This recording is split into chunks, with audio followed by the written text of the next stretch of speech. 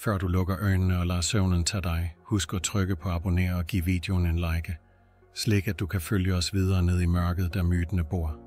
Læn dig tilbage. Pust dybt ind. Kend roen brisé som krusninger over et stille skogstjern. Du er tryg her, bare lyt. I kveld skal vi dykke ned i en af Nordens mest mystiske og urovækkende skikkelser.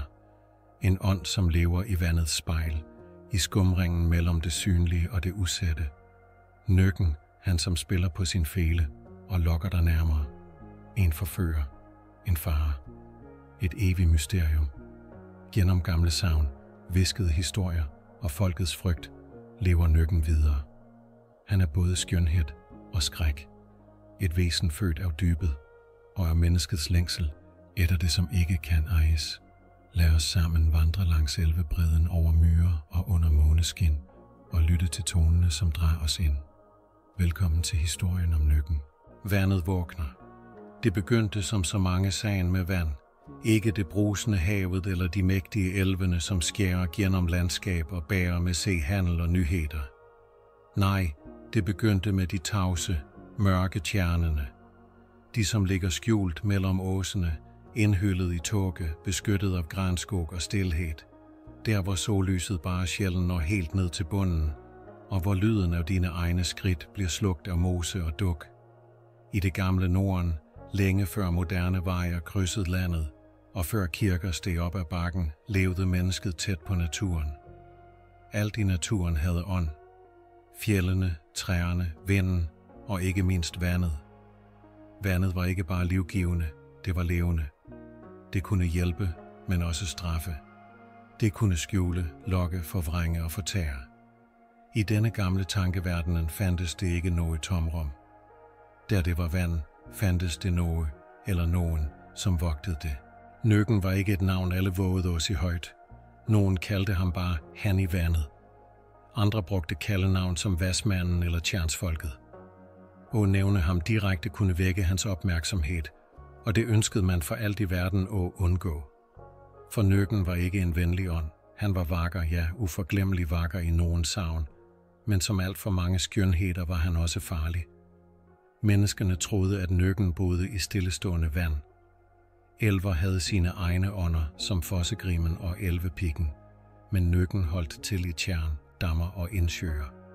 Han var knyttet til roen, til det dybe og stilfærdige, til det, som skjuler mere, end det afslører. Folketroens Norge var et land, hvor natur og overtro var uadskillelige. Når tågen rullede over vandfladen, og fæleklanger steg fra dybet uden at nogen kunne se en kilde, vidste folk, at Nøkken spilte. Når en ku blev fundet druknet uden tegn til skade, vidste man, hvem som havde taget hende. Når et barn forsvandt under læg ved vandkanten, trængte man ikke lejde. Man vidste, hvor det var blidt af. Forældrene fortalte barnet historier ikke bare for at skræmme, men for at beskytte. Hold dig under tjernet ved solnedgang, sagde de, ellers kommer han som lokker med toner, du ikke kan stå imod. Slik blev Nøkken en advarsel og en grænse.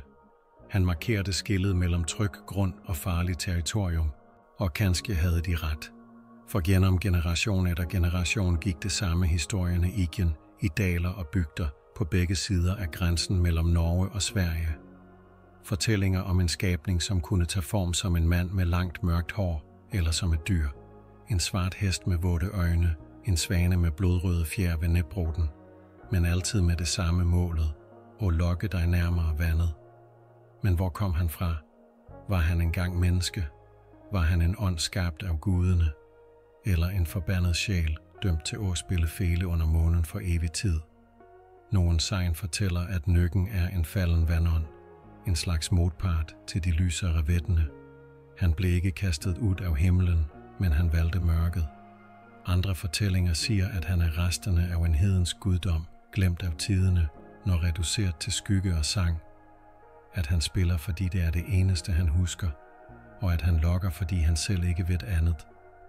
Hvad end sandheden er, én ting er sikkert. Nøkken vågner med vandet. Når isen slipper takket om våren, og det første regnet falder over skogsbunden, vågner han. Når morgentågen hænger tung over myrerne, og fuglene end ikke har brudt stilheden, stemmer han sin fele. Han trænger ikke budstreng, hans musik bæres af vinden og bæres gennem hjertet. Den snikker se ind bak øjelokkene, fylder drømmer, visker navn og minder, du troede var glemt. Og så, pludselig, står han der. Kanskje på en stein midt i vandet. Kanskje under en bro, du krydser alene. Kanskje i refleksionen, når du bøjer dig for at drikke. Altid med øene som vet. Og altid med musik, som lover mere, end den kan holde. På 1600-tallet skrev præster og embedsmænd ned mange af disse fortællingerne. De kaldte det overtro, men i maren står det ofte egne notater. Unge pige fundet død ved Vestre Tjern, fele lyd nævnt af vidner. Gut på 8 år forsvundet ved myrkanten. Mor hævder at have set en mand i vandspejlet. Myndighederne afviste det som gamle kones prat, men de som levede med vandet trodde. Og selv i dag, når vi tror os frie fra gamle sagn og videnskaben forklarer alt, er det noget i os, som tier, når vi går forbi et mørkt tjern ved solnedgang. Noget, som får os til at holde pusten. Lytte. Høre. En tone. Kanskje det bare er vinden. Kanskje det er hjernen, som ligger med os. Eller kanskje det er noget, som vågner, for vandet husker. Og det gør nøkken også. Nøkken får sit navn. Navn har magt. I gamle tider vidste man, at at sige et navn højt kunne vække det, man forsøgte at holde på afstand. Et navn kunne kalde, binde, beskytte eller ødelægge. I folketroens verden er det derfor aldrig tilfældigt, hvad et væsen kaldes. Slik er det også med nøkken. Selve ordet nøk har rødder, som strækker sig dybt ind i den nordiske sprogstamme. I gammel norsk finder vi ordet nykre, som betyder noget i nærheden af vandånd eller vandhest. Dette navnet dukker op i flere former over hele det gamle Norden. På islandsk findes nykur, i svensk finder vi nækken, på dansk nøkke eller nøk, og i tysk niks eller nikse. Det er ikke tilfældigt. Dette væsenet findes i næsten alle germanske sprogland, altid med vandet som sit element. Men hvad betyder det egentlig, nykker? Sproghistorikere mener, at ordet kan stamme fra en gammel indoeuropæisk rod, naik eller naik, som er knyttet til vand, at vaske eller at sænke noget ned. Andre mener, det kan være relateret til det engelske nigger, et gammelt ord for en slags vandånd i britisk folklore, særligt i områdene rundt Yorkshire og Lancashire. Disse væsenerne har mye til fælles med nøkken. De lokker mennesker til vandet, de kan tage dyreform, og de er kendt for at være vakre og dødelige. Det er ikke uden betydning, at nøkken deler sproglig slægtskab med så mange europæiske mytiske skikkelser. I tysk mytologi finder vi niks og nikse, henholdsvis mandlige og kvindelige vandånder. Disse væsenerne dukker ofte op i elver og indsøer, gerne som fløjtende eller spillende væsener med dødelig tiltrækningskraft. I Nederland findes nikker, og i Storbritannien findes nek og nukle på Shetlandsøjene, som begge deler likheder med vor nøk. I norsk og svensk tradition har navneformen udviklet sig lidt forskellig. I Sverige blev nækken en romantisk og tragisk figur i nationalromantisk kunst på 1800-tallet. Han sitter ofte på en stein i elven med langt hår og fele, omgivet af tåge og dunkelt lys. I Norge beholdt nøkken længere sin truende og lunefulde natur.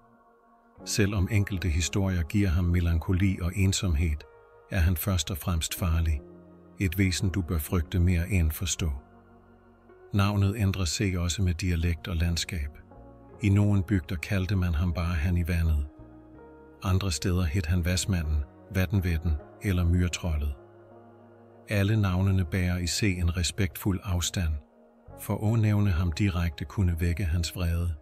Det siges i enkelte gamle fortællinger, at der som du råbte nøkkens navn ved midnat, kunne han svare.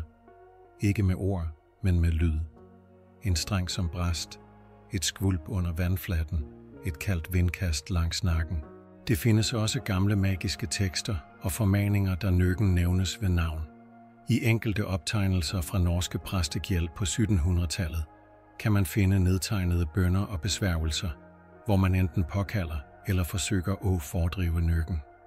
En af dem lyder, jeg forbyder dig, nøk, med Jesu navn, at skade dette barn med din læg og lokking. Vandet er videt, og Herren står vagt. Slikke tekster blev brugt, når barn skulle døbes i nærheden af vand, eller når folk frygtede, at noget boede i tjernet bag gården. At nævne navnet, rigtigt og i ret kontekst, var et forsøg på at vinde kontrol. Samtidig kunne det virke som en invitation. Noget, som gør Nøkken specielt fascinerende, er, hvordan hans navn altid er i grænseland. Han er aldrig navngivet som et individ. Han har ikke et personligt navn slik som andre mytiske figurer som Loke, Odin eller Frøya. Han er snarere en art, en tilstand, en kraft. Nøkken er ikke en, han er mange. Han er det, som sker, når vand møder ensomhed, når mørket møder musik, og når et menneske lytter for længe. Navnene, han bærer på tværs af kulturerne, fortæller os også om, hvordan mennesker forsøgte at forstå ham. Der han blev kaldt vandmanden, lagde man vægt på hans natur som naturvæsen. Der han blev kaldt felemanden, var det musikken, som stod i centrum. I enkelte svenske sagn kaldes han elvenmanden, elveånden, og i danske kilder findes Nøkke som en hest med tang i manen. Navnet Nøkken i moderne norsk bruges i dag næsten udelukkende i en tal og bestemt form, Nøkken. Dette giver ham en slags unikhed. Han bliver en bestemt skikkelse, en karakter vi genkender og frygter. Kanskje er det netop derfor, han overlever i folks bevidsthed. Han har et navn, et ansigt, en tone. Det findes historier om, hvordan man kunne lure Nøkken ved at bruge hans navn mod ham.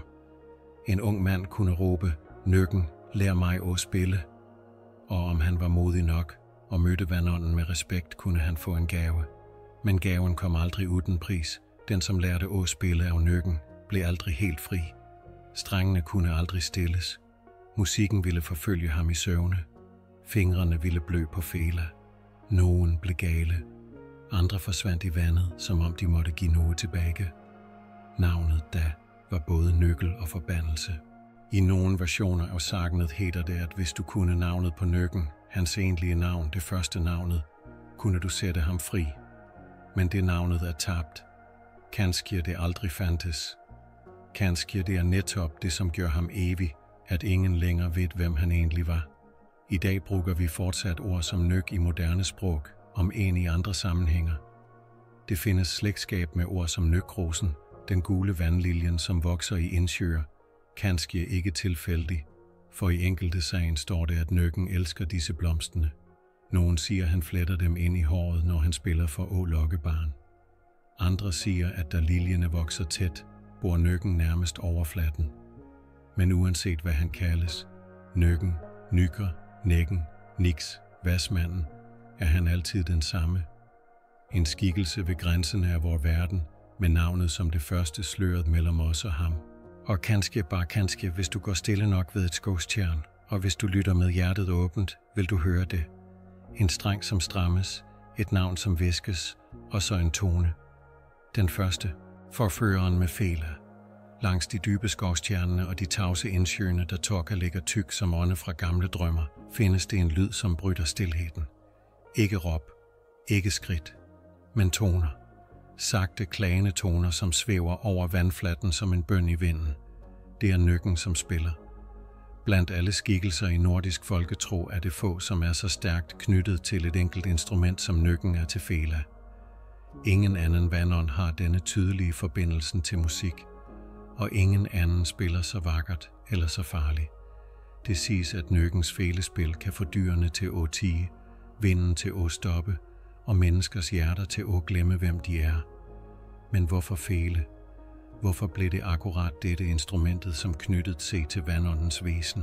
Fela, eller fiolinen, kom til Norden på 1500-tallet og slog rod i folkemusikken særligt i løbet af 1600- og 1700-tallet. Men Nøkken som skikkelse er ældre end det. Før fela fandtes i Norden, spilte han på harpe eller lur. I nogle gamle sagn omtales han som lokker med strenger, uden at instrumentet er nævnt. Men efter at fela kom, blev det hans mærke. Dette hænger troligt sammen med feleklangens særegne egenskaber. Den er melankolsk. Den er vedvarende. Den snikker sig ind i øret og lægger sig som et ekko i brystet.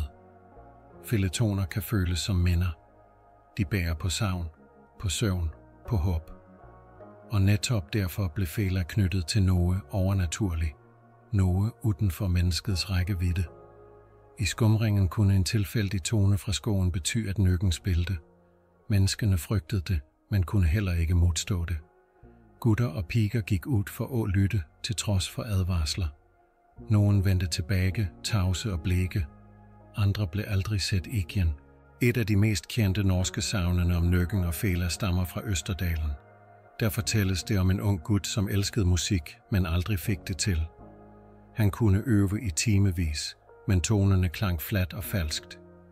En kvælt i frustration gik han ned til tjernet og råbte: "Nøkken, lær mig at spille, og jeg skal give dig mit blod." Det blev stille.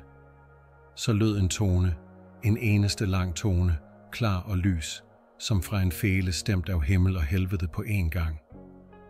Gutten forsvandt. Nogle dage senere dukkede han op i bygda, med øjne som ikke blunkede og hænder som ikke hvilte. Han spilte som ingen anden, men han kunne ikke tale, ikke sove, ikke slutte. Til slut gik han tilbage til vandet. Han blev aldrig set igen. Dette motivet går igen i mange sagn. Mennesket, som søger musikkens kraft, men ender med at miste sig selv. Fela i Nøkkens hånd er ikke bare et instrument. Den er en tryllestav, en snare, et løfte og en fælde i et. I Sverige findes det en parallel fortælling om Näcken, og den svenske versionen af sagnene er ofte mere tragisk end skrækfuld. I et digt af Erik Johan Stagnelius fra første halvdel af 1800-tallet fremstilles Näcken som en evig forvist ånd, som spiller sin fele for at lette sit hjerte. Han er ikke ond, men ensom. En kunstner fanget mellem verdener. Mange romantiske malere, som Ernst Josephson, tog op dette motivet i billedkunsten. Nækken blev siddende nakken i elven med Fela på fanget, omgivet af alver, nymfer og måneskin. I slike fremstillinger er han en forfører, men også en fange, bundet til musikken. I Norge, derimod, holdt Nøkken længere på sit mørke. Han var ikke bare tragisk, han var dødelig. Fela var ikke en sorgens trøst, men et våben. Den blev brugt for at trække dig ind, for at frarøve dig viljen. Og netop dette var det, som gjorde Nøkken så frygtet. Han trængte ikke tvinge nogen. Han trængte bare at spille. Det findes gamle nedtegnelser, der folk hævdede at have hørt musikken. I et præstearkiv fra Hedmark, dater til år 1703, står det: "Folk i bygden samlede sig for AB, da mange påstod at høre felespil fra Bråtenstjernet ved midnat. Ingen musiker var at se, og tonerne hørtes fra vandets indre." Hvad er det med musik, som gør den så potent i mytisk sammenhæng? Psykologer vil sige, at lyd påvirker menneskets emotioner direkte. Den går forbi logikken. I gamle tider, uden kunstig belysning og støj, var en tone i mørket noget mere end baggrundslyd. Det var et kald, et signal, og i møde med noget så gådefuldt som vand, som skjuler dybder, skjuler skabninger, blev musikkens lokkende natur farlig. Den fjernede rationaliteten. Den tryllede. Nøkkens musik har også blivet beskrevet som foranderlig. Den kunne være rolig og vakker som et vuggesang. Andre gange kunne den blive vild, ustemt, som storm over vandet. Nogle gange imiterede den stemmer. En gammel kone i Telemark påstod i 1800-tallet, at hun havde hørt Nøkken spille, så musikken hørtes ud som en gråtende kvinde, råbende navn.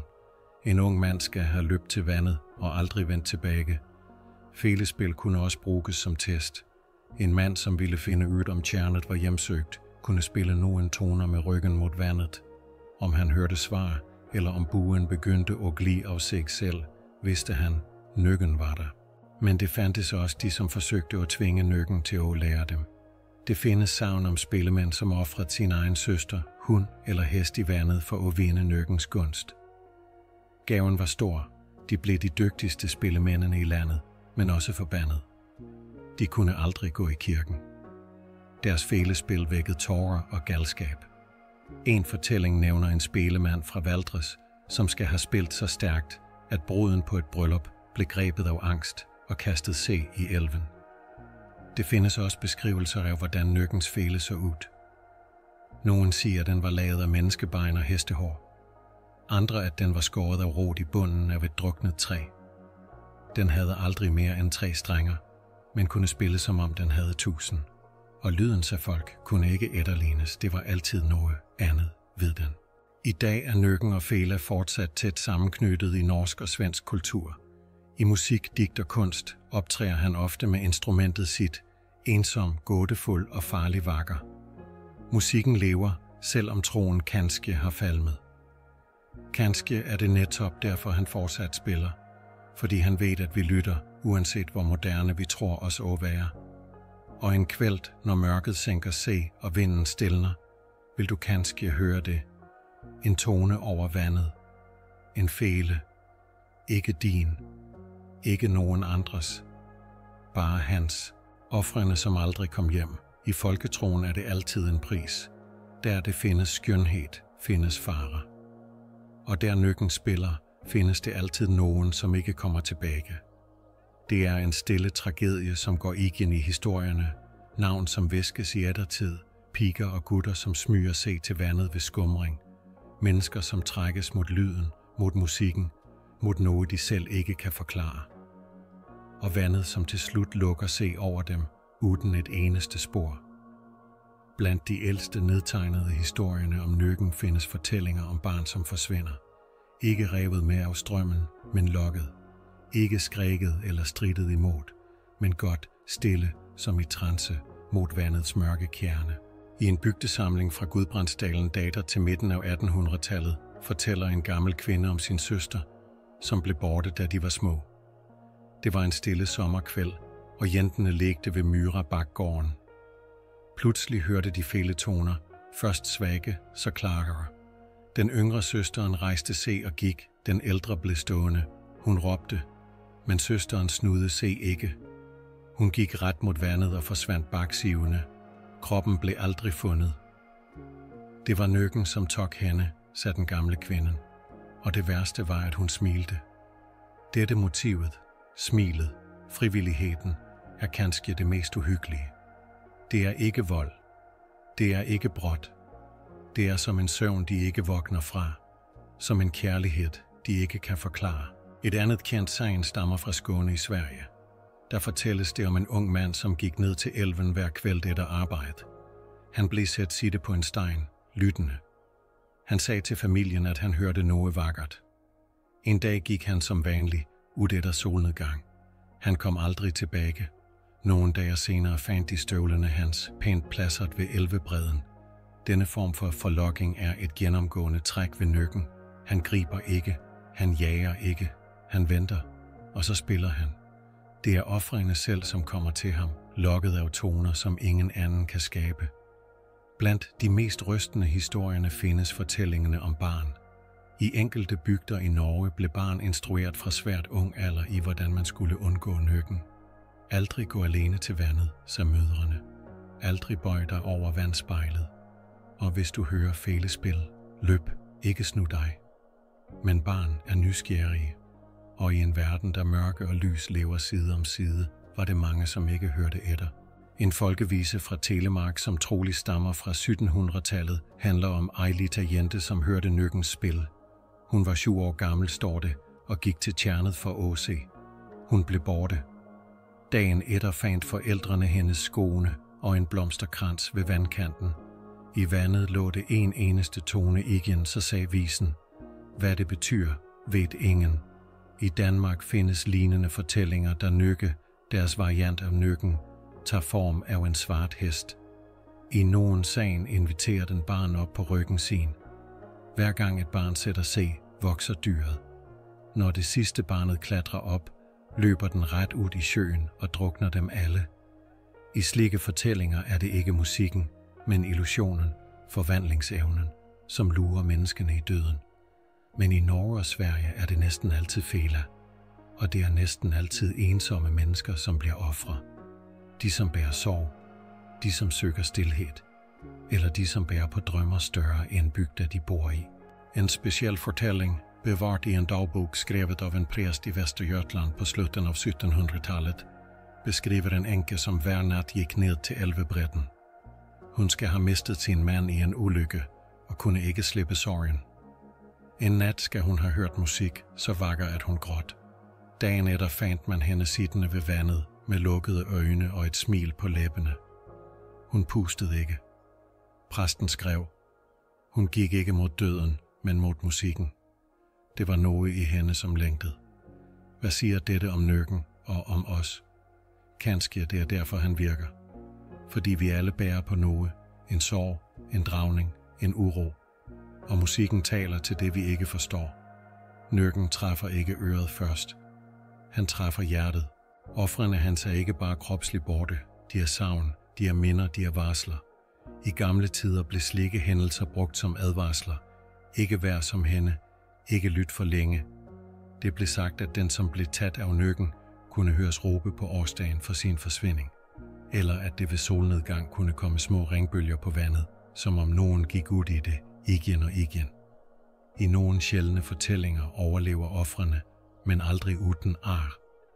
Det fortælles om en gut i Hallingdal, som blev fundet flytende på ryggen midt i et tjern. Han pustede, han levede, men han kunne ikke tale. Øjnene han så ingenting. Han levede videre, men sagde aldrig et ord. Folk sagde, han havde set Nøkken, og at noget i ham fortsat lyttede. Det er i dette skæringspunktet mellem musik og død, mellem skønhed og fare, at Nøkkens ofre lever videre, i savnene, i sangene, i stilheden etter en tone. For Nøkken er ikke voldsom, han råber ikke, han lokker. Og det, som gør ham virkelig farlig, er, at vi vil gå. At noget i os ønsker det, han lover. Ikke bare musik, men forsvinding.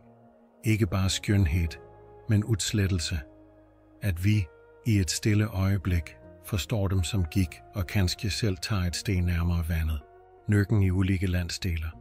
Nøkken er en, og samtidig mange. I kernen er han altid vandånden, som lokker og lurer, men når vi rejser gennem de ulike landskabene i Norden, tager han på se forskellige former, egenskaber og navn. Hver dal og hver bygd, hver tjern og hver elv har sin nøk, og historierne tilpasser sig naturen, de springer ud af. For Nøkken spejler landskabet. Da vandet er vildt og stegnede, er han hissig. Da vandet er mørkt og stille, er han tålmodig og kald. Denne delen tager dig med på en rejse fra dybe skover i Sverige til bratte fjeld i Norge og ned i myrlendte landskab, hvor Toka aldrig letter helt. Nøkken i Telemark. I det indre af Telemark, der fjellene står som mørke vogtere og små bygder ligger gemt i dalsøg, findes nogle af de mest frygtindgydende fortællingerne om Nøkken. Her er han sjældent melankolsk. Han er aktiv, manipulerende, dødelig. Telemark-Nøkken er gerne knyttet til tjern og myrer. I fortællingerne kan han forvandle sig til dyr, en svart hest med vådt mand, en stiv frosk med menneskeøjne, en stum ræv som stiger. Men oftest er han en mand med langt hår, dryppende klæder og fæle i hånden. Det siges, at spillemænd i Telemark, som blev specielt dygtige, havde godt til Nøkken. Det indebar et offer, blod, en sølvmønt, eller i værste fald et barn. I en historie ofrede en ung mand sin eneste bror for at blive bedst i bygda. Han blev det, men døde blind og tavs, siddende på samme stein, hvor broren forsvandt. Nøkken i Trøndelag. Længere nord i Trøndelag møder vi en anden type nøk, en ensom og dømmende ånd. Her knyttes han ikke bare til indsjøer og tjern, men også til elver og myrer. Det siges, at han straffer de, som forurenser vandet eller bander i nærheden af elvebredden. Nøkken i disse områderne omtales ofte som en slags værge for naturens balance. Han viser sig sjældent, men når han gør det, er det altid for at sende et signal. I et kendt savn skal en bonde have kastet grisemyg i bækken, som rent forbi gården. Næste nat hørte hele gården fælespil, så intenst og voldsomt, at kuene brølte og barnet gråt i søvne. Morgenen etter var bækken tør. Den kom aldrig tilbage.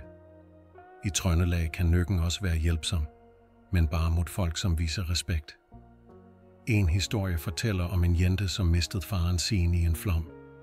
Hun gik til elven, bøjede hovedet og sagde, "Giv mig tilbage det, som var mit." Næste dag drev farens krop i land, fredelig. Nøkken, sagde de gamle, havde hørt hende. Nøkken i Østerdalen. I de tætte skone og åbne elvedalene i Østerdalen er Nøkken en sky og nærmest dyrisk skabning. Han snakker ikke, han spiller ikke altid, men han ser. Her er han knyttet til stilhed, til stirrende øjne fra sivet. Folk sagde, at han kunne tage form som en ugle eller som en ræv, og at han vandrede på land ved midnat for at høre på menneskene. En fortælling fra Åmot beskriver en bonde, som blev fulgt af et væsen i en uge. Hver nat så han det samme, Et menneskelignende væsen med fugtig pels og svarte øjne, som stod og så på ham over Elvebredden. En nat råbte han, hvad vil du mig? Og der svarte det, du glemte at give tilbage. Hvad han havde taget, sagde han aldrig. Men bonden døde før høsten, Nøkken i dalerne. På den andre siden af grænsen i svenske dalerne er Nækken, som han kaldes der, en sørgmodig og forførende skikkelse. Han er uløseligt knyttet til musik. Her spiller han altid, og melodierne hans er så vakre, at selv træerne lytter.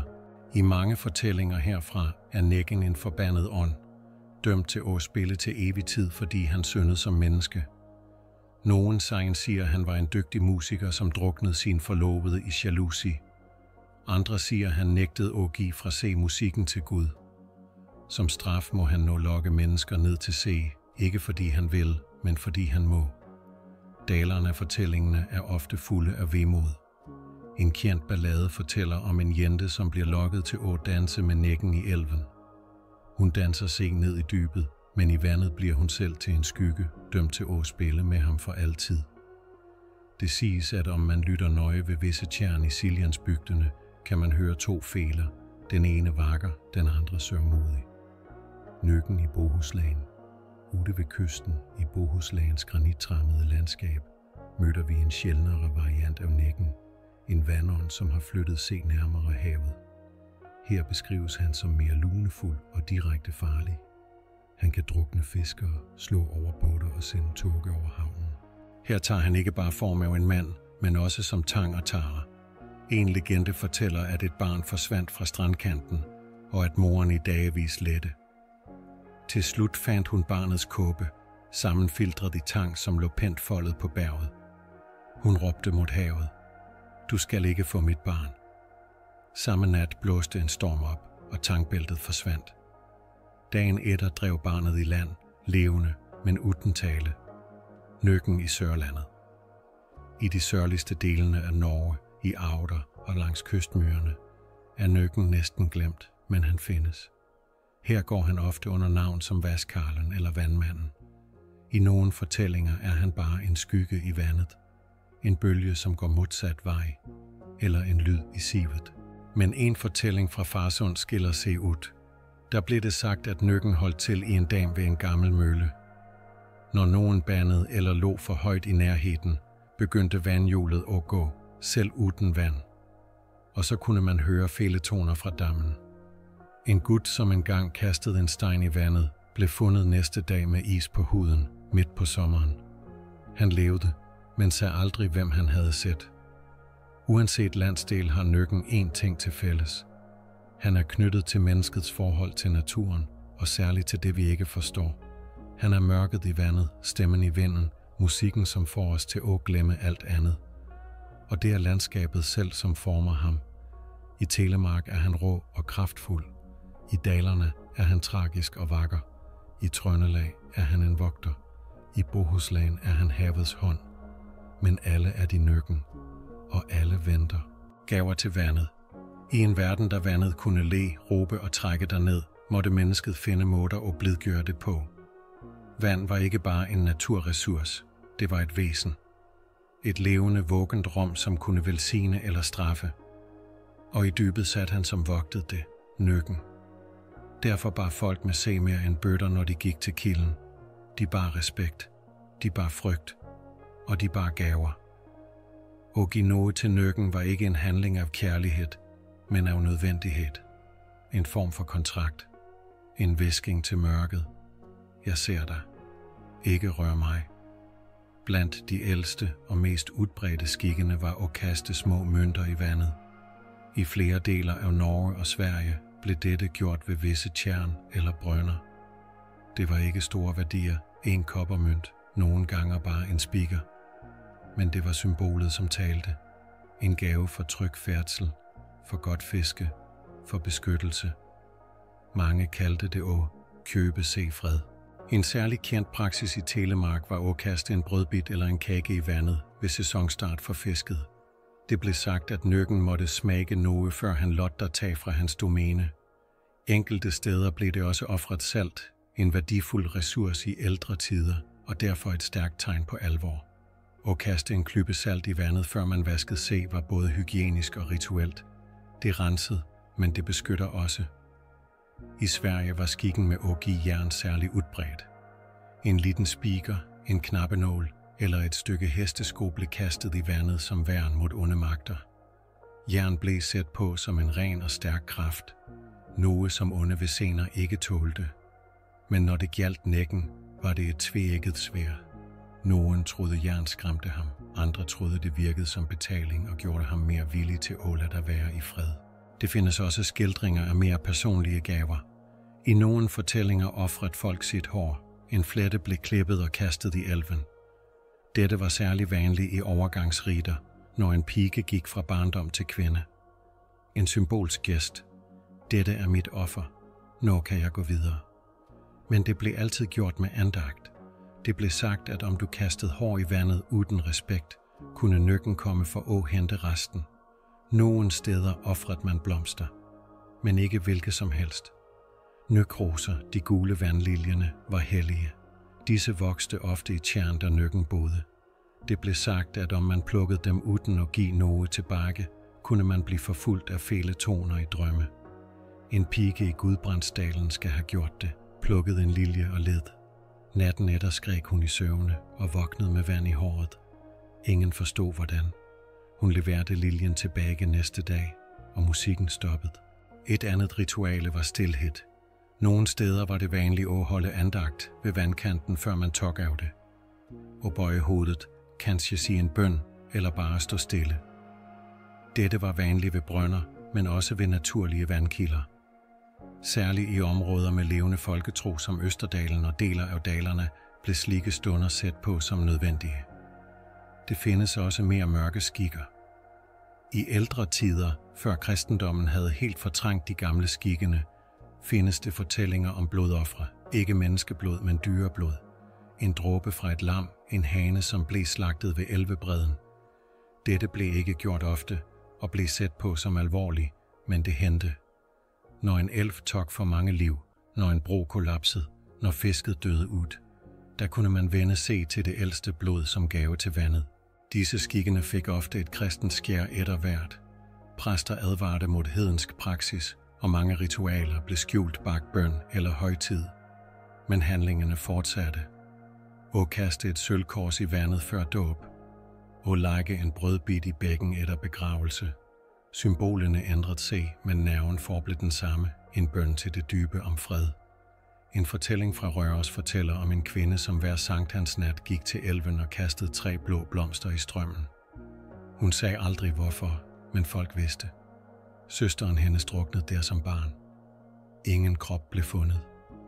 Hvert år gav hun en gave, ikke for at få noget, men for at sige, jeg husker. I nogle tilfælde kunne også musikere give gaver. Spelemænd, som lærte at spille fra nøkken, skulle vist nok give noget tilbage. En myte fra Setesdal fortæller om en mand, som lærte at spille slik fela gråt. Han lagde fela på vandet etter hver fest. Om den fløt, var han fri. Om den sank, måtte han spille til næste gang. I Bohuslän, der havde mødt og fjeld, var det vanligt at kaste tang i vandet som en gave. Dette virker modsat af andre skikker, hvorfor kaste noget, som allerede tilhører havet.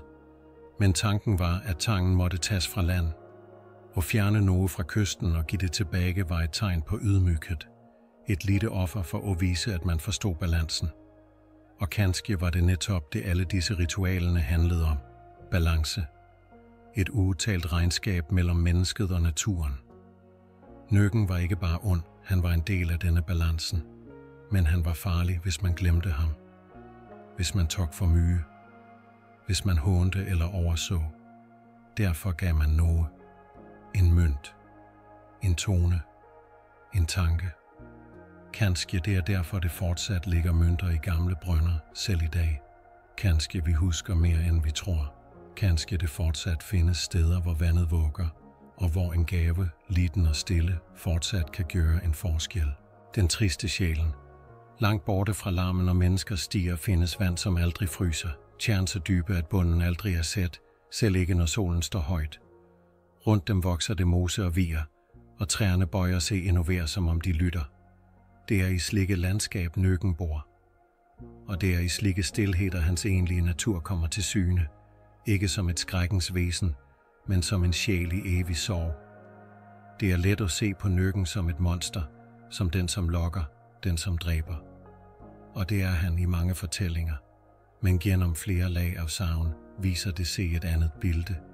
Et sort billede. En skikkelse, som ikke bare lokker, men længter. En, som spiller, ikke for at forføre, men for at blive hørt.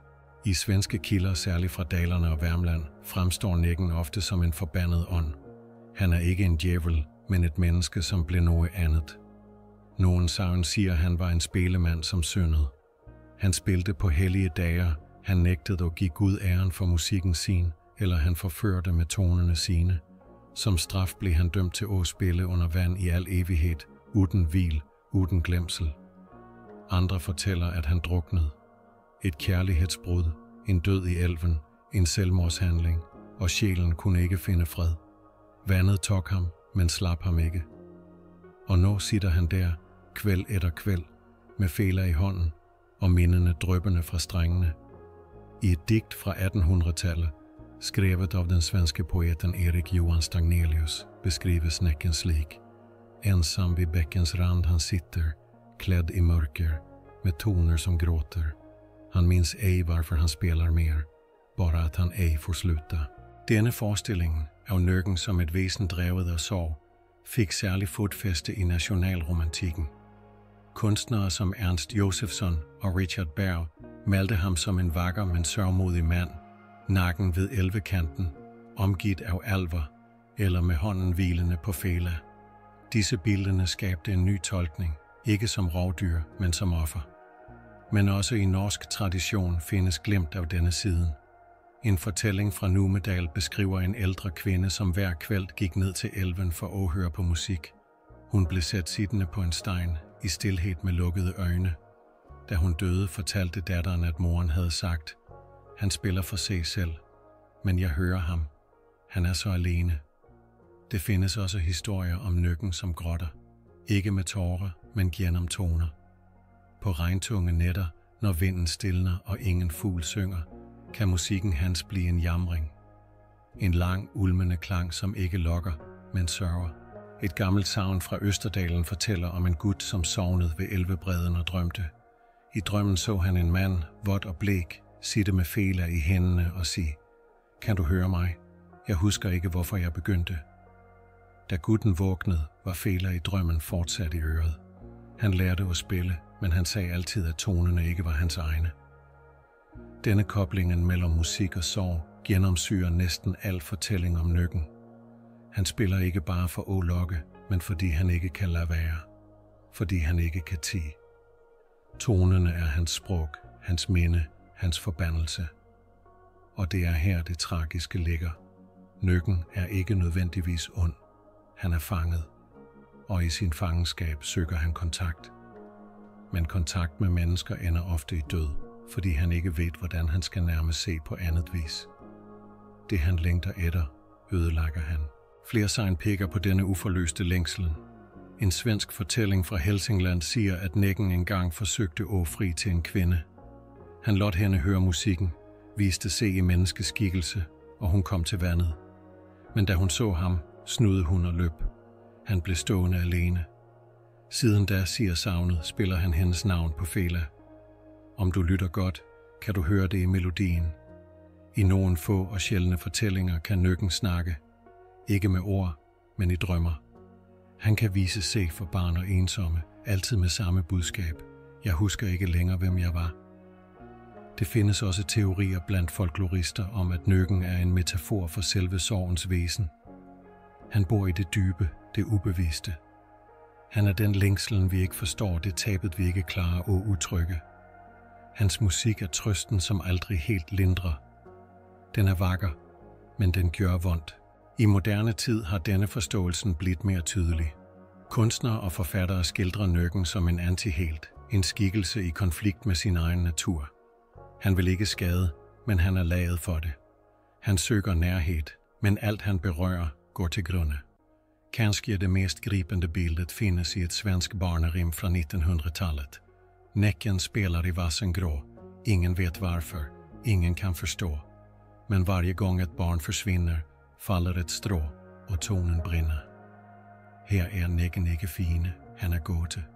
En påmindelse om noget dybt i mennesket selv. Den evige søgen efter trøst, efter skønhed, efter fred. Og om hvor let det er at blive borte i jagten. Nøkken er, med andre ord, mere end bare en lokkende fele.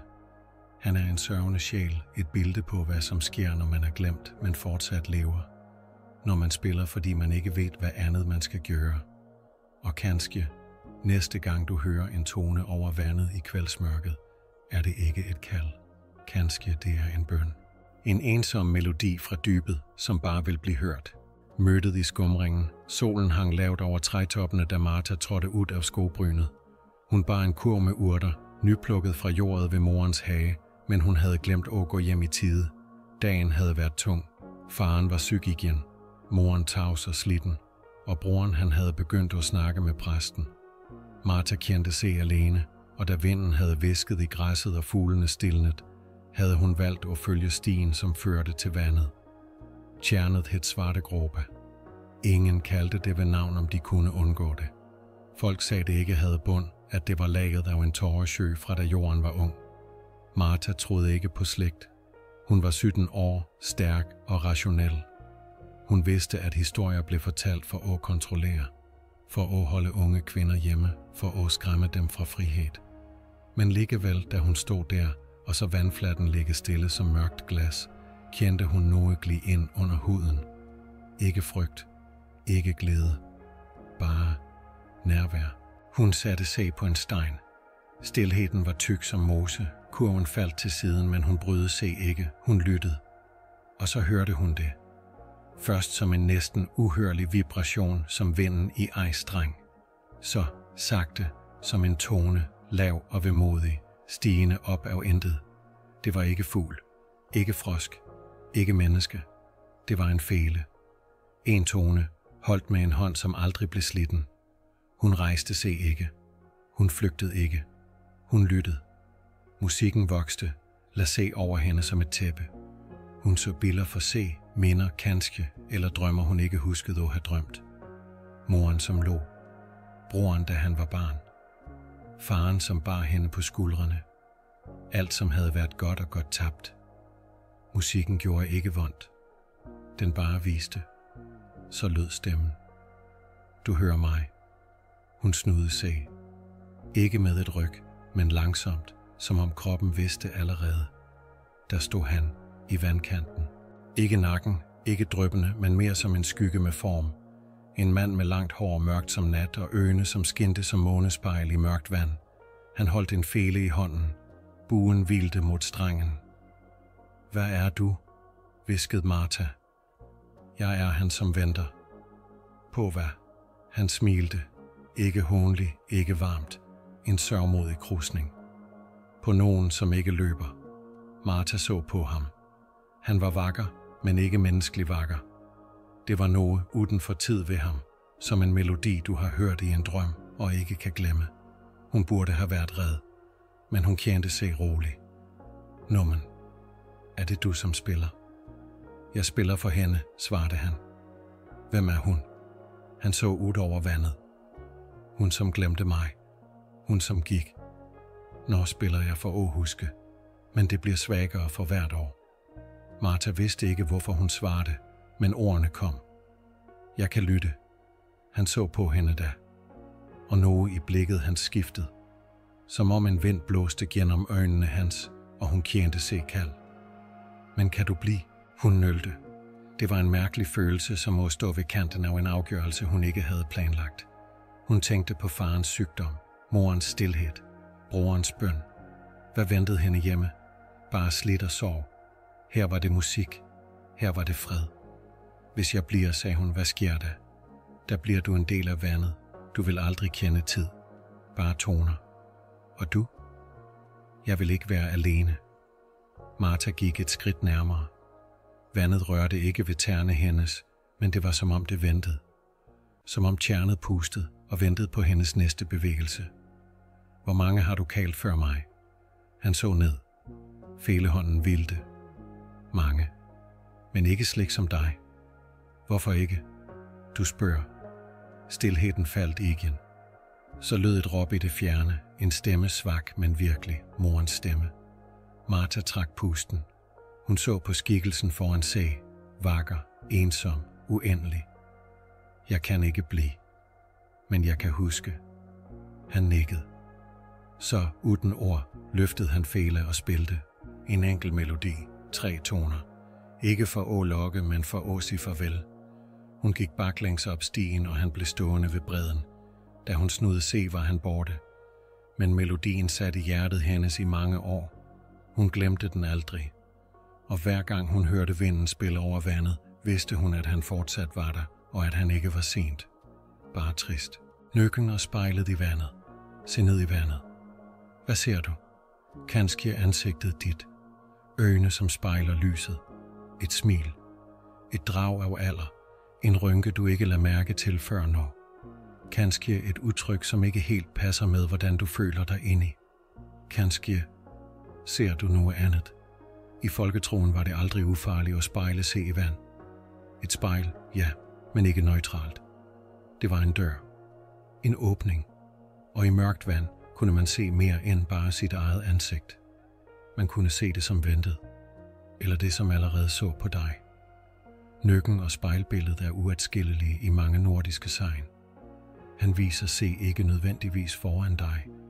Han trænger ikke træ frem i form. Han er i spejlet.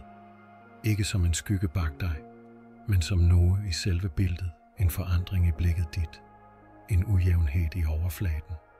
En genspejling, som ikke stemmer. Det siges i et gammelt sagn fra Valdres, at om du bøjer dig over et tjern, og spejlbilledet smiler før du gør det, er det for sent. Da er det han, som ser på dig, og du ser dig ikke selv længere. Dette spejlbillede, denne uroen i vandet, har dybe rødder. Vandets overflade har i alle kulturer været knyttet til skjulte verdener. I græsk mytologi var det gennem vand, at Orfeus krydsede ind i dødsriget. I slavisk folketro er elver og indsøer grænser mellem levende og døde. Og i Norden, der vand ligger mørkt og stille i fjeldskygger, var det altid noget i spejlet. Barn blev advaret. Ikke stir for længe i vandet. Ikke snak til billedet dit. Ikke bøj dig nær, når det er stille. For der kan du høre noget. Eller miste dig selv. En folkevise fra Bohuslän, kaldt Vattenspejlen, fortæller om ej jente, som spejlede se i elven før brylluppet sit. Hun så en fremmed kvinde stirre tilbage. En med de samme øjnene, men ikke med det samme hjertet. Hun blev aldrig gift. Hun vidste ikke længere, hvem hun var. Det blev sagt, at nøkken ikke altid trængte at spille for at lokke dig. Nogle gange holdt det at vise dig det, du inderst inde frygtede, eller det, du ønskede. I spejlbilledet kunne du se et tabt barn. En tabt kærlighed. En fremtid, du aldrig fik. Og før du vidste ordet af det, lendte du dig for langt, og vandet tog dig. Men det var ikke bare fare. I enkelte bygder i Sverige blev vandspejlet også brugt som et slags orakel. Jenter kunne spejle se i indsøen ved midnat på Sankt Hans natten og se, hvem de skulle gifte sig med. Men det var altid en risiko. For nogle gange kom ikke frieren. Nogle gange kom en anden. En gammel kvinde i dalerne fortalte i 1980, at hun som ung så ind i vandet og så en mand med fele. Han rakte hende hånden. Hun faldt bakover af skræk og slog sig så hardt, at hun aldrig spejlede sig i vand igen. Hvorfor akkurat vandet? Fordi vand er levende. Det bevæger sig, men kan være stille. Det skjuler, men genspejler også. Og i gamle tider, før spejl var vanlige, var vandet det eneste sted, man kunne se sig selv. Og derfor også det farligste sted at gøre det. At se sit eget ansigt er at konfrontere sig selv. Men hvad om det ikke er dig, du ser? Eller hvad om det er dig, men en anden version? En mørkere. En glemt. En længtende. Nøkken er denne versionen. Ikke bare et væsen i vandet, men en refleksion af det, som er i os, det vi skyver bort. Ensomhed. Begær. Frygt. Når vi ser ham i spejlet, ser vi ikke nødvendigvis et nyt væsen. Vi ser kanskje det, vi selv kunne have været, om vi tog et andet valg. I nogen sagen viser nøkken sig som et forvrængt spejlbillede. En kvinde fra Østfold fortalte i 1900, at hun ved tjernet så sit eget spejlbillede smile, men spejlet manglede pupiller. Bare hvidte øjne. Hun sprang og blev syg i flere dage etterpå. Hun snakkede aldrig mere om det. Det findes også mere symbolske fortællinger. I en norsk legende kaldt Spejlet i vandet går en ung gut for at finde sin fremtid. Han spejler C i en skogsdam og ser sig selv som voksen, rig og vakker. Han jager dette billede hele livet, men finder aldrig lykke. Til slut vender han tilbage, gammel og udmattet. Der spejler han C igen og ser den unge gutten stirre skuffet tilbage. I denne typen fortællinger er vandspejlet ikke bare et varsel, det er et løfte eller en løgn.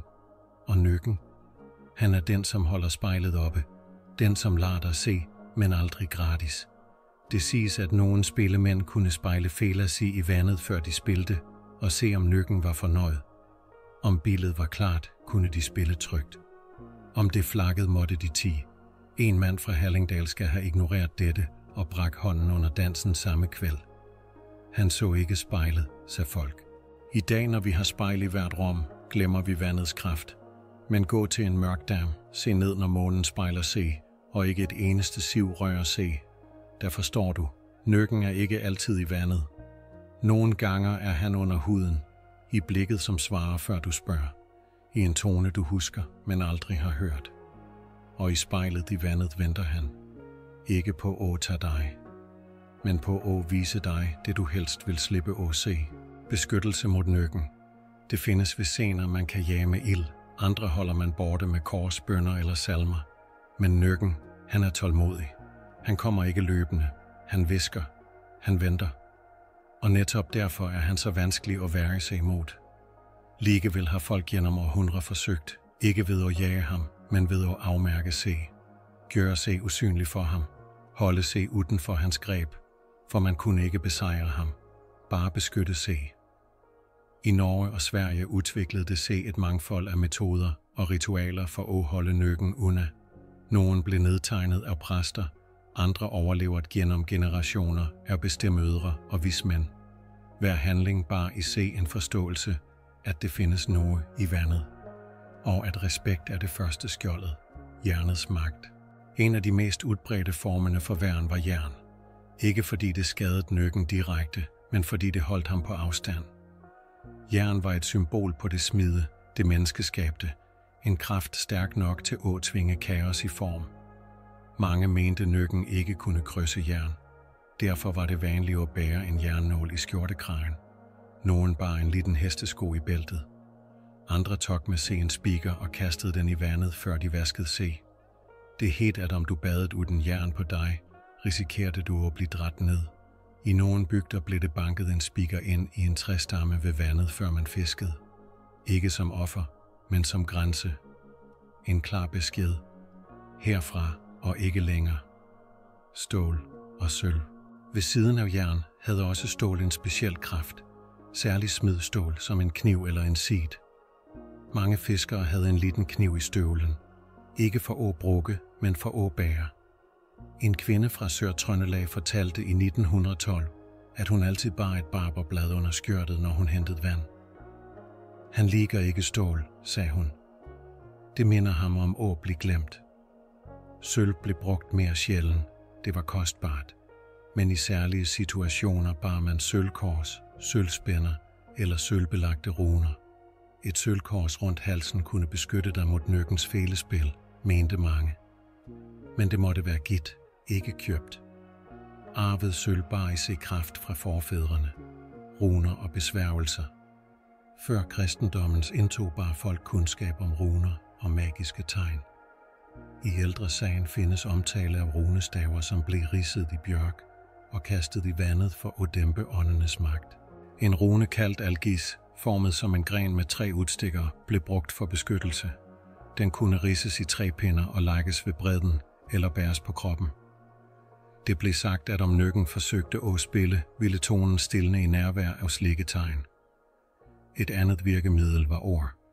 Ikke bønner nødvendigvis, men kraftord. Små sætninger, som skulle bryde forbindelsen. I en bygdebog fra Setesdal fortælles det om en gammel formel. Ej ser dig ikke, og du ser ikke mig. Den skulle siges 3 gange, mens man gik forbi tjernet. I mere kristen tid blev dette erstattet af salmevers. Et specielt vers fra salme 22 blev ofte brugt. Du fører mig til stille vand, du lader mig hvile. Og viske dette ved bredden kunne roe vandet og sindet. Handlinger og ritualer, for uden genstander og ord, fandtes det også handlinger, som virkede beskyttende. En af de vanligste var at ikke møde blikket i spejlbilledet. Hvis man måtte bøje se over vandet, måtte man blunke, som for at bryde forbindelsen. Og kaste noget i vandet, før man gik forbi, det var også vanligt. En kongle. Et græsstrå, et tegn på respekt og på, at man ikke kom tomhændt. Nogen tissede i vandet som en hån. Andre sagde, dette var den sikreste måde at blive taget på. Det fandtes også råd om tid. Man skulle aldrig nærme se vandet ved solnedgang eller midnat. Ikke på torsdager, der var nøkken stærkest. Og aldrig i stilhed. Og synge eller plystre kunne holde ham borte. Ikke fordi han ikke likte lyd, men fordi det brød med rytmen hans. Kollektive tiltag. I enkelte bygder, særligt da mange havde druknet i samme tjern, samlede folk se for at tie ned nøkken. En gang i året gik de i procession rundt vandet, bar lys og så salmer. En præst fra Bohuslän skrev i 1838. Folket troede, at vandet bar på et mørke, og at sangen kunne lyse det bort. Et slikt rituale blev kaldt stillefærd, og var en måde at genoprette balance på. I nogle tilfælde lader man blomsterkranser i vandet, ikke som ofring, men som forsoning. For at sige, vi ved du er her, vi vil leve ved siden af dig, ikke i kamp. Moderne genklang. Selv i dag, når folk siger, at de ikke tror på slægt, findes restene igen. Mange føler ubehag ved mørkt vand. Nogen nægter at bade alene, selv i trygge indsøer. Og barn bliver fortsat advaret. Kanskje ikke mod nøkken direkte, men mod at gå for nær. Ordene er ændret, men frygten er den samme. Kanskje det mest slående beviset på, at forestillingen lever, er stilheden, som opstår, når nogen nævner ham i rette omgivelser. Når man går forbi et tjern i skumringen og siger nøkken højt, der tiger selv den modigste. Det ligger noget i luften, noget urgammelt. For vi ved, at han fortsat er der, ikke i fuld skikkelse kanskje, men i lydene, i draget, i det blikket, du føler i nakken, når du bøjer dig over vandet. Og vi ved også, dybt inde, at det findes noget, du kan gøre. Et ord, en pinde, en tanke, en gammel gæst, som siger, jeg vil ikke forstyrre dig, lad mig gå i fred. Og af og til, hvis du gør det rigtigt, lad han dig gå. Kvindelige ofre og kønnet magt. Hun går alene, hun hører musikken, hun smyger sig til vandet, hun lytter, og hun forsvinder. Gang på gang i savnenes verden er det kvinden, ofte ung, ofte uerfaren, som går ind i mørket og ikke vender tilbage. Og det er nøkken, som kalder. Hvorfor? Det findes utallige fortællinger i nordisk folketro, der nøkken lokker kvinder. Ikke mænd i like stor grad, ikke gamle, ikke barn i samme mønster. Det er kvinden, som står ved tærskelen mellem barn og voksen, som bliver kaldt. Og det er hun, som går. Dette er ikke tilfældigt. Det handler om magt, om begær og om frygt. Ikke bare for nøkken, men for hvad kvinden selv repræsenterer det. Den seksuelle symbolikken. I mange segn bærer nøkken et klart erotisk præg. Han er vakker, forførerisk og spiller på mere end bare felestrenger. Han vækker noget i kvinden, som samfundet ikke altid har accepteret. Lyst, frihed, bevægelse mod det forbudte. I ældre tiders bondesamfund var kvindelig seksualitet stærkt kontrolleret. En kvinde skulle være ærbar, lydig, bundet til hjem og ægteskab.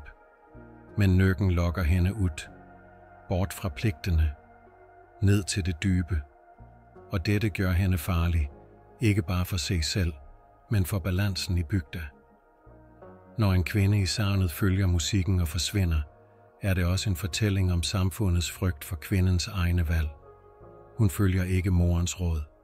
Hun trodser præstens formaninger. Hun går sin egen vej og ender i mørket. Straffen er symbolsk.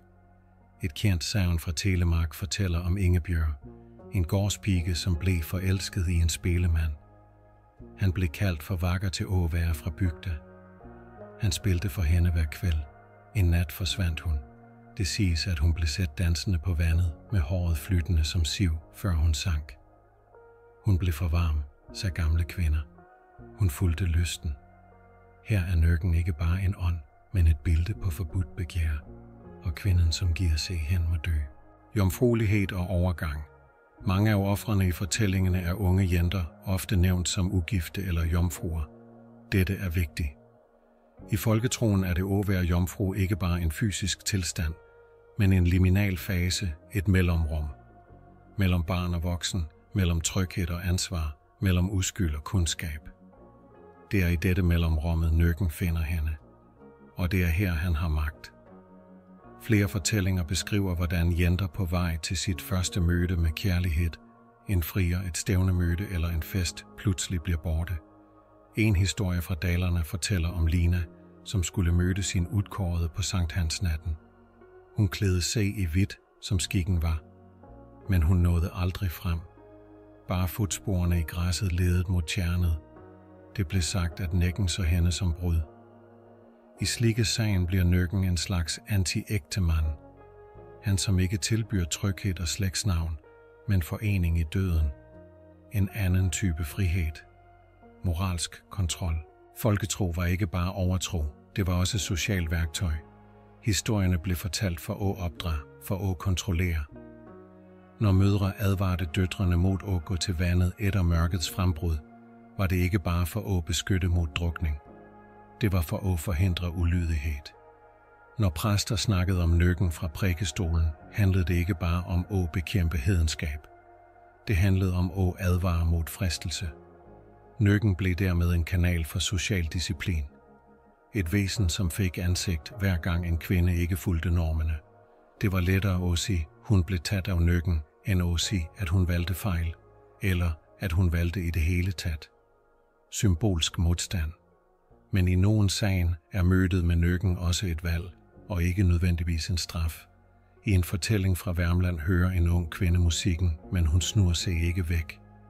Hun siger til nøkken, jeg ser dig, men jeg ejer mig selv. Der stilner Fela, og hun får gå. Dette er sjældne fortællinger, men de findes. Da kvinden ikke bliver offer, men står imod. Hvor nøkken bliver spejl, ikke overmagt. Hvor musikken ikke er dom, men udfordring. I slike fortællinger bærer kvinden sin egen magt. Hun er ikke bare sårbar, hun er til stede. Hun vælger. Den evige jenten i hvidt. Gennem hele Norden findes sagn om kvinden i hvidt, som går til vandet. Hun repræsenterer både det skøre og det grænseløse. Hun er håb og trussel. Og hun møder nøkken, ikke bare fordi hun er svag, men fordi hun søger noget. Kanskje det er det, som gør disse historierne så stærke. At kvinden ikke bare bliver et offer, men også en drømmer, en vandrer. En, som vil noget mere, og som går dit, hvor ingen andre tør. Der musikken kommer fra, der mørket er mygt, der navnet hendes ikke længere råber fra land. Der hun, i et eneste øjeblik, ejer sig selv fuldt og helt, før hun forsvinder. Nøkken og kirken. Klokkene ringer over skoven. Lyden bærer over myr og mo, over stille tjern og rislende bæk.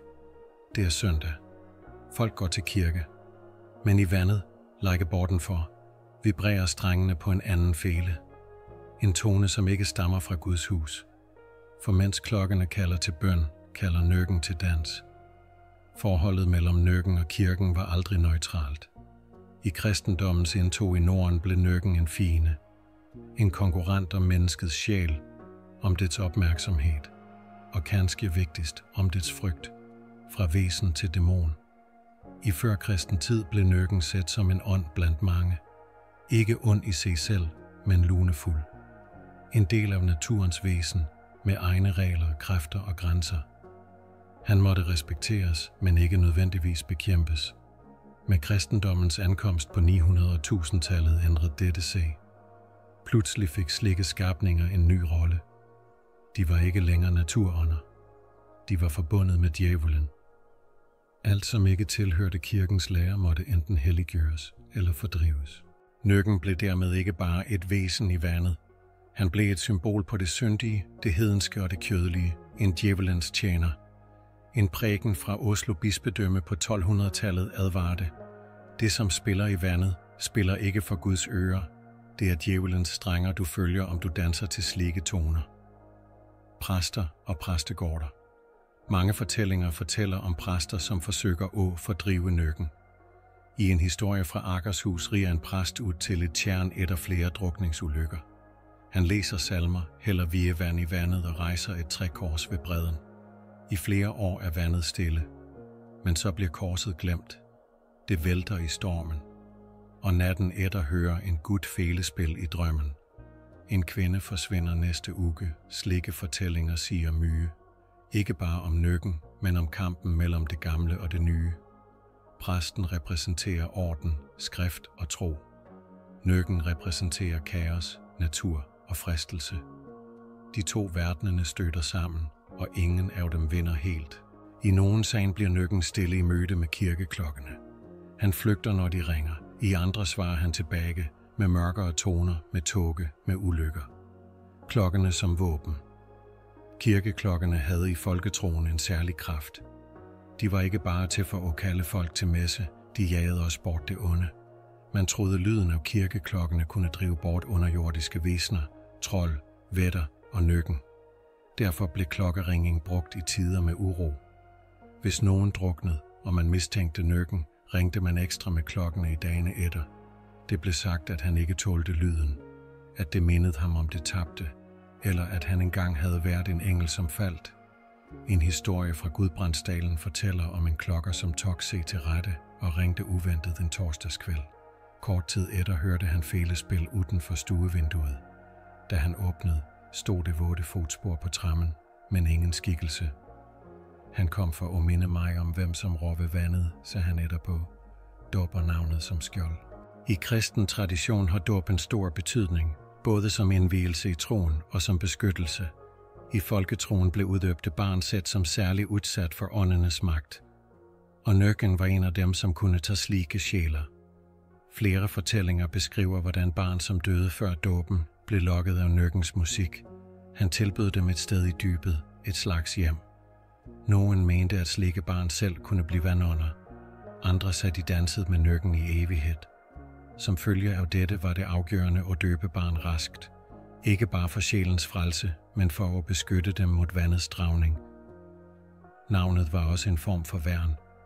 I gammel tradition kunne man råbe barnets fulde navn 3 gange, før det gik ned til vandet.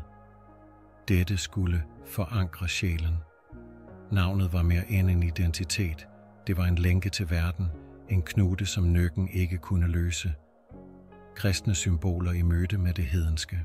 I mange fortællinger bruges kristne symboler som våben mod nøkken, korset, salmer, bibelvers. Men de bruges ofte i kombination med ældre skikker, jern, runer, rituelle handlinger. Det viser, at folket ikke helt forlod den gamle verden. De blandede den nye troen med de gamle rådene. Det findes historier om præster, som rister korset mod vandet, og samtidig lægger en stålkniv i lomma. Eller om kirkefolk, som advarer mod nøkken, men ikke våger at kalde ham bare en fantasi. De ved, han findes. De ved, han hører. En legende fra Hallingdal fortæller om en præst, som forsøgte at tvinge nøkken til dåb.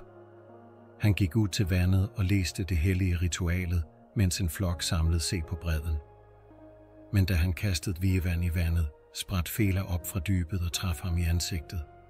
Han døde 3 dage senere. Man døber ikke det, som aldrig var menneske, sagde folk. Kirkens tvetydighed. Til trods for kirkens forsøg på at fordømme nøkken, er det klart, at mange præster selv troede på ham, eller i det mindste frygtede ham. I kirkebøger fra 1600- og 1700-tallet finder man henvisninger til forbandelser i vand og urolige sjæler.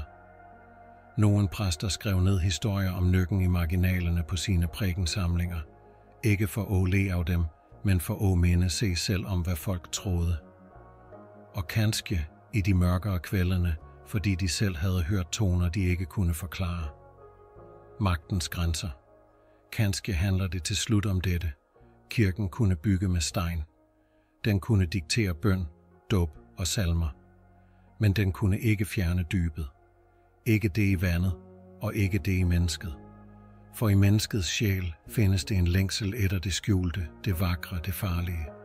Og nøkken med sin musik taler til netop den længselen. Så selv når klokkene ringer, selv når præstene præker, selv når kors rejses ved tjernet, spiller han fortsat. Lavt. Under overflaten. Nøkken i moderne tid. I denne delen ser vi på, hvordan forestillingen om nøkken har udviklet sig i moderne tid, fra oplysningstiden og ind i vore dage. Vi udforsker, hvordan han overlevede sekularisering, blev en del af kunst, litteratur og barnekultur, men også hvordan mørket bag myten fortsat lever i det underbevidste, fortsat baseret på dokumenteret nordisk folklore og historiske kilder, og præsenteret i en stemningsfuld og fortællende stil. Det gamle i det nye. Nøkken, denne gådefulde vandånden, har overlevet århundrederne. Ikke som et levende væsen i folks daglige liv, slik han engang blev opfattet, men som skygge, symbol og stemning. Der han før blev frygtet, bliver han nu ofte tolket. Men han er ikke borte. Han har bare skiftet form. For i takt med, at kirkens magt blev svækket, og videnskabens fremmarch skjøv overtroen tilbage, blev det ligevel igen et tomrum i mennesket. Et behov for mystik.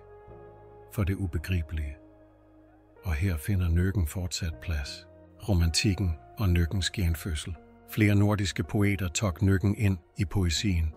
I Norge skrev Arne Garborg og Theodor Kasperi om ham.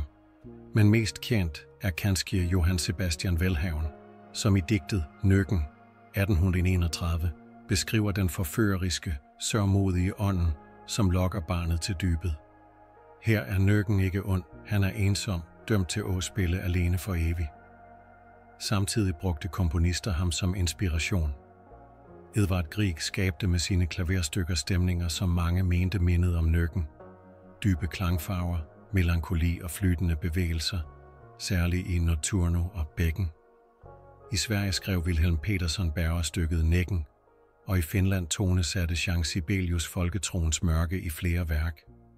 Nøkken var blidt en muse, barnekultur og eventyr. I det 20. århundrede vandrede nøkken også ind i barnelitteraturen. Her blev han ofte lidt mindre skræmmende, men fortsat mystisk. I Elsa Beskows bøger, særligt i Puttes eventyr i Blåbærskogen, nævnes underjordiske og vandvæsener, og i illustrationer skimtes skikkelser i vandet, som minder om nøkken. I norske eventyrsamlinger blev han stående som advarsel og eventyrfigur, i lag med trold, tusser og hulre. Men det var ikke bare i bøgerne, han levede. I barns lek ved vandet, i folkeviser og gamle sanger kom han tilbage. Ikke som noget barn nødvendigvis troede bogstaveligt på, men som en stemning. En uro. En påmindelse om, at vand ikke bare er vakkert, men også farlig. Folketro som identitet. I moderne tid har mange begyndt at vende tilbage til rødderne. Folketro bliver set på som en del af kulturel identitet, og myterne om nøkken har blivet studeret, tolket og formidlet på nyt i akademia, i lokalhistorie og i populærkultur. Flere moderne forfattere som Thor Åge Bringsværd og Gert Brandenberg har brugt mytiske skikkelser, også nøkken, som symboler i skønlitteraturen. Og i svensk og norsk fantasy-litteratur for ungdom finder man ofte nik til ham som et væsen i baggrunden, som en mørk kraft knyttet til vand og dyb psyke.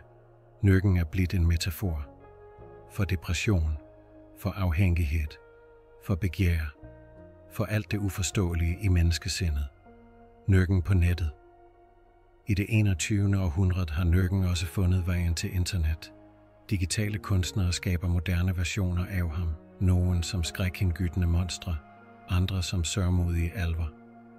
På TikTok og Reddit findes det egne tråder om nordisk folketro, der nøkken ofte dukker op, både som meme og som genstand for nytolkning. En populær trend er Dark Academia-versioner af gamle myter, og her passer nøkken godt ind, melankolsk, mystisk, forførerisk, tragisk. Nogle spildesignere har også brugt ham. I indiespillet Yearwalk fra Sverige optræder nøkken som en skikkelse, spilleren må forholde sig til, ikke med våben, men med forståelse og varsomhed. Han er fortsat ikke let at få tak på. Er han virkelig borte? Men kanskje vigtigst, nøkken lever fortsat i dybet af vort ubevidste. For hver gang nogen går alene til et vand i skumringen og føler sig iagttaget, der lever han. Når lyset skifter, når man pludselig får lyst til at gå nærmere, til trods for kulden, mørket og advarslen, der spiller han fortsat. Vi har kanskje sluttet at tro på ham med ord, men kroppen husker, hjertet husker, og musikken, når den først høres, er umulig at overse. På 1800-tallet opstod den kulturelle bevægelsen kendt som romantikken, en reaktion på den kalde fornuften fra oplysningstiden. Pludselig blev det ikke en værdsat at føle, at længte, og mindes naturen som noget levende og åndelig. Det var her Nøkken gjorde sit store comeback. Kunstnere, digterer og komponister vendte blikket mod den nordiske naturen og de gamle savnene, og i dybet af bækker og tjern fandt de Nøkken. Den svenske maleren Ernst Josephson malte på 1880-tallet sit ikoniske billede af Nøkken, en blæk, nakken skikkelse med langt hår og tomt blik, omgivet af mørkt vand og natlig sko. Billedet blev både hyldet og fordømt, nogen så galskab, andre så dybt menneskelig længsel. Det er fortsat et af de mest kendte nordiske kunstværkerne fra perioden, i digt og toner. Vandets hukommelse og Nøkken som arketype. Vand glemmer ikke, det bærer med se hvert spejlbillede, hvert faldende løv, hver stemme, som har visket over dets overflade. Og i dybet, hvor lyset aldrig når, ligger minderne. Vore minder, vore hemmeligheder. Der lever Nøkken. Ikke bare som en skabning i folkets historier, men som en arketype. Et billede på det i os, som ikke kan tæmmes.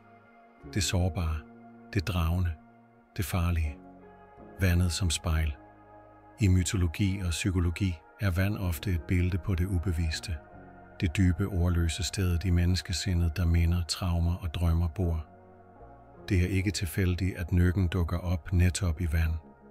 Han er ikke bare en del af naturen, han er en del af os. Når vi stirrer ned i et mørkt tjern, stirrer vi ofte ind i noget mere. Et ekko af sorg. En følelse, vi har glemt, men som fortsat synger. Og Nøkken, han spiller på det. Bogstaveligt talt. Hans fele klinger i os. På strenger, vi ikke vidste, vi havde. En ensomhed, som genkendes. I mange fortællinger er Nøkken ikke bare en far, han er en ensom skikkelse. Han spiller alene, han venter. Han længter efter kontakt, men ved, at den han lokker, aldrig kan blive. Det er denne ensomheden, som gør ham så gribende. For vi kender den igen. Alle har kendt på det og ikke blive forstået, og længte efter noget uopnåeligt, og stå på udsiden og se ind. Derfor gråter vi næsten, når vi hører digtet om barnet, som bliver lokket af Nøkken. Ikke fordi barnet går under, men fordi Nøkken endelig ikke er alene. Musikken og sjælen. Nøkken er en af de få mytiske skikkelser, som bruger musik som våben, eller kanskje som sprog. Han synger ikke, han spiller. Og musikken hans er ikke bare vakker, den er hypnotisk. Den går forbi ordene og direkte ind i hjertet. Det er som om han spiller på det, vi selv ikke tør at udtrykke.